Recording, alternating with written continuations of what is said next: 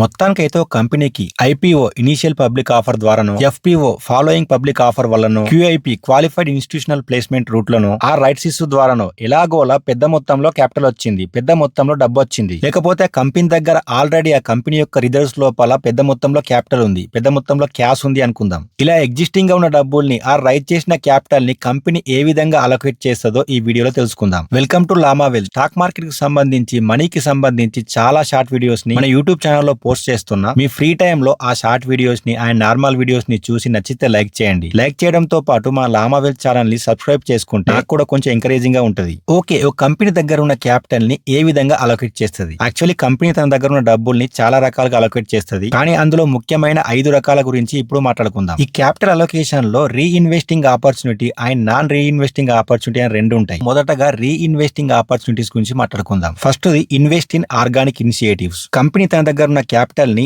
R&D research and development లో invest చేసి ఆ ఇన్వెస్ట్మెంట్ తో కంపెనీలో కొత్త కొత్త ప్రొడక్ట్స్ ని తయారు చేస్తుంది. లేకపోతే ఆ క్యాపిటల్ ని సేల్స్ అండ్ మార్కెటింగ్ లో ఇన్వెస్ట్ చేసి ఆ కంపెనీ యొక్క ఎగ్జిస్టింగ్ ప్రొడక్ట్స్ ని ప్రమోట్ చేస్తుంది. ఇలా కంపెనీ దగ్గర ఉన్న క్యాపిటల్ ని రీసెర్చ్ అండ్ డెవలప్మెంట్ లో అండ్ సేల్స్ అండ్ మార్కెటింగ్ లో ఇన్వెస్ట్ చేసి ఆ కంపెనీ యొక్క ఇన్కమ్ స్టేట్మెంట్ ని, అంటే ఆ కంపెనీలో ఉన్న సేల్స్ ని పెంచుకుంటుంది. Second, acquiring other companies. Companies basic గా 2 రకాలుగా అక్విజిషన్స్ చేస్తాయి. అందులో first type of acquisition transformational acquisition. ఈ విధానంలో కంపెనీ తన బిజినెస్ మోడల్ లో ఉన్న కంపెనీస్ ని కాకుండా వేరే బిజినెస్ మోడల్స్ లో ఉన్న కంపెనీస్ ని అక్వైర్ చేస్తుంది. ఫర్ ఎగ్జాంపుల్, కార్లను మ్యానుఫ్యాక్చరింగ్ చేసే ఒక కంపెనీ మెడిసిన్స్ ని తయారు చేసే ఫార్మాస్యూటికల్ కంపెనీని అక్వైర్ చేయడం లాంటిది. ఈ ట్రాన్స్ఫర్మేషనల్ అక్విజిషన్ అనేది చాలా రిస్క్. ఎందుకంటే కంపెనీకి పెద్దగా ఎక్స్పీరియన్స్ లేని కొత్త రకమైన బిజినెస్ మోడల్ లో, కొత్త రకమైన సెక్టర్ లో కంపెనీని అక్విజిషన్ చేయడం అనేది రిస్కే కదా. Second type of acquisition tuck ins. Company తన బిజినెస్ మోడల్ లోనే ఉన్న వేరే కంపెనీని అక్వైర్ చేయడాన్ని టకిన్స్ అంటాం. ఫర్ ఎగ్జాంపుల్, ఇందాక చెప్పుకున్నట్టే కార్స్ ని మ్యానుఫ్యాక్చరింగ్ చేసే కంపెనీ ఆ కార్స్ యొక్క టైర్స్ ని మ్యానుఫ్యాక్చరింగ్ చేసే టైర్స్ కంపెనీని అక్వైర్ చేయడం. ఈ టకిన్స్ అనేది లెస్ రిస్కీ, ఎందుకంటే అక్విజిషన్ కూడా కంపెనీ యొక్క సేమ్ బిజినెస్ ఫీల్డే కాబట్టి. ఇలా ఒక కంపెనీ తన దగ్గర ఉన్న క్యాపిటల్ ని ఇప్పటిదాకా చెప్పిన ఈ 2 రకాల రీఇన్వెస్టింగ్ ఆపర్చునిటీస్ లో అలొకేట్ చేస్తుంది. ఇప్పుడు నాన్ రీఇన్వెస్టింగ్ క్యాపిటల్ అలొకేషన్ గురించి మాట్లాడుకుందాం.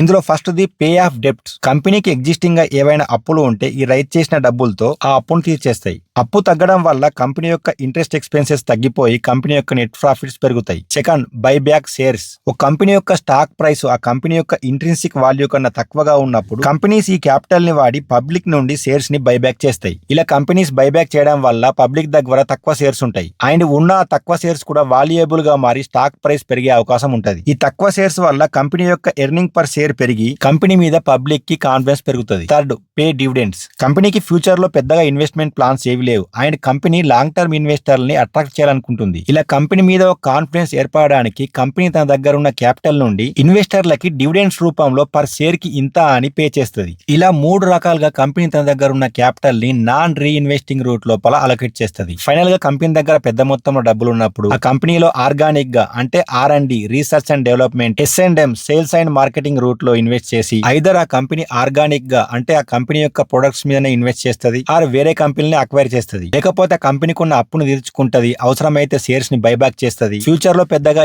ఏం ప్లాన్స్ లేకుంటే ఇన్వెస్టర్లను అట్రాక్ట్ చేసేందుకు డివిడెండ్ ని పే చేస్తుంది. ఇలా ముఖ్యంగా 5 రకాలుగా కంపెనీ తన దగ్గర ఉన్న క్యాపిటల్ ని అలొకేట్ చేస్తుంది. ఇది కంపెనీ క్యాపిటల్ అలొకేషన్ గురించి. నెక్స్ట్ వీడియోలో కంపెనీ షేర్స్ ని బైబ్యాక్ చేసిన తర్వాత కంపెనీలో ఎటువంటి మార్పులు కలుగుతాయో ఆ టాపిక్ చాలా ఇంట్రెస్టింగ్ గా ఉంటది. ఆ టాపిక్ గురించి మాట్లాడుకుందాం. అప్పటిదాకా బీ హెల్తీ, హ్యాపీ ఇన్వెస్టింగ్. జై హింద్.